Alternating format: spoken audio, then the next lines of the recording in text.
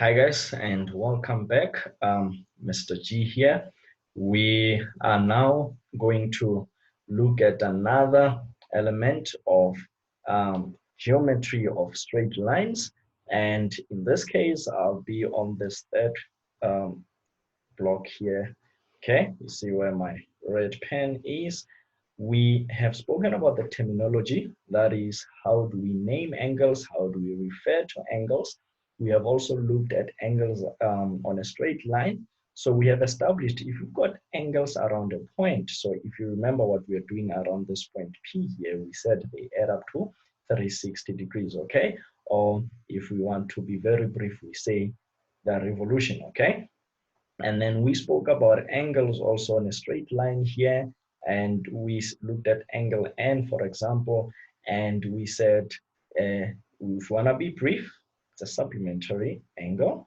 Or we can say, if we want to be complicated, say angles on a straight line. Okay, it's an angle on a straight line. So I hope you have captured that. Now, the next thing that we're going to look at, as you can see, I've constructed two lines here. Okay, this one is line EF, and then this one here is line GH. Okay, so you can name lines according to the points that lie on those lines. Okay, and these two lines intersect at a point called J. Okay, so J is somewhere here. I'll put my where I've colored in red. Now I'm going to, because I prefer really being brief, I'm going to label here this angle here J1. This one will be J2, that will be J3, and that will be J4. Okay. Now I want us to uh, look at an observation or analyze what is going on here. Okay, I've measured these angles. I pre-measured them, of course, so that I don't take time, doing things when I should be explaining. Okay, so we see clearly that J2, okay, J2 is actually equal to J4, okay, angle J2 is equal to J4, okay, the measurement there is 66.98 degrees, okay, and they are equal. So the question is why? Why does this happen? Why is it that these angles are equal? Well, I'll show you two reasons to think, two ways to think about this. One way is, if you think about this, angle J2 and angle J3 are actually supplementary. They lie on a straight line. Okay, so J2 plus J3 should give us 180. So in that way, actually, we can figure out what angle J3 is, because we have angle J2, okay? So if you think, if you will do that on your calculator with me, as I'm doing here, and we should arrive at the same figure really, and that is 113, okay, 113.02 degrees, okay? So angle J3 is that. So one way this works is because actually, when you look at straight line GH, okay, we've got supplementary angles. So they should give us 180. And not surprisingly, there is also another pair of supplementary angles on the other side of this line. Okay, so that's why this works.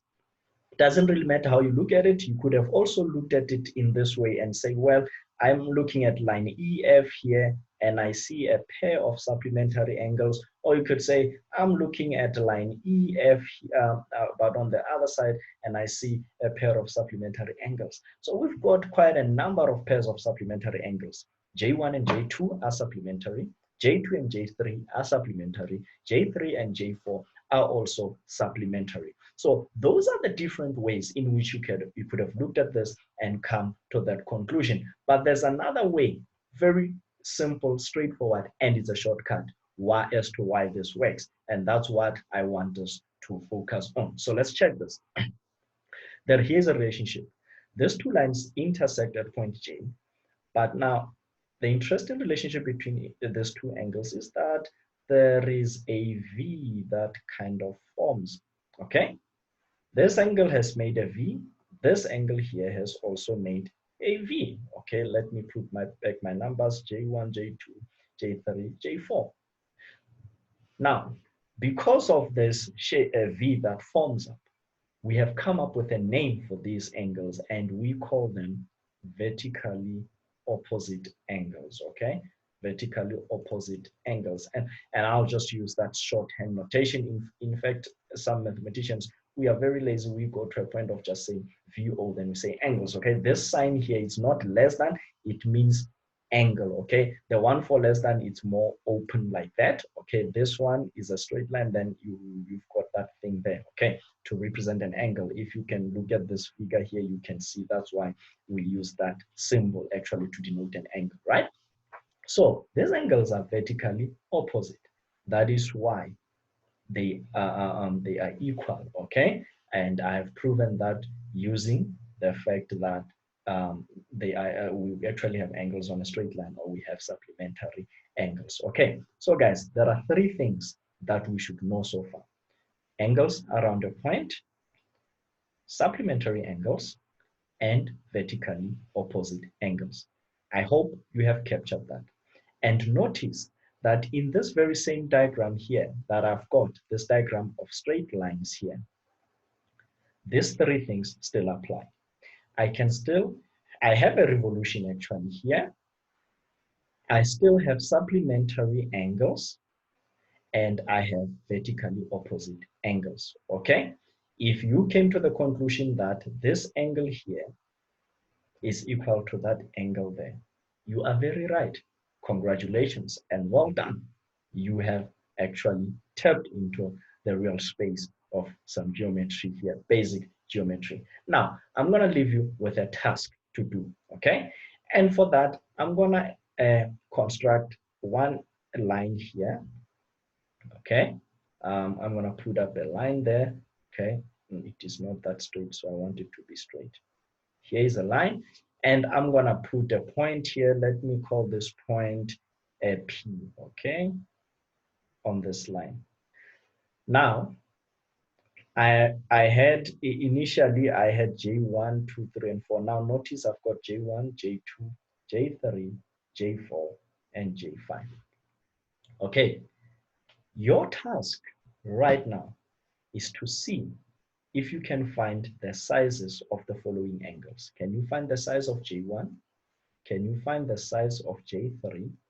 Can you find the size of J4? And can you find the size of, well, no, that's it. We have only three unknowns. We don't know this angle J1, J3, and J4. So guys, go ahead and see if you can find that. These are typical questions that will come in your test or exam or assignment, whichever task you might be given. So put yourself to the test and see, using any of these three facts, even if it's all of them, that we have vertically opposite angles, that we've got a revolution, and we've got supplementary angles. See if you can use any of these facts to set up equations and solve for the unknown angles. I'll catch you guys later.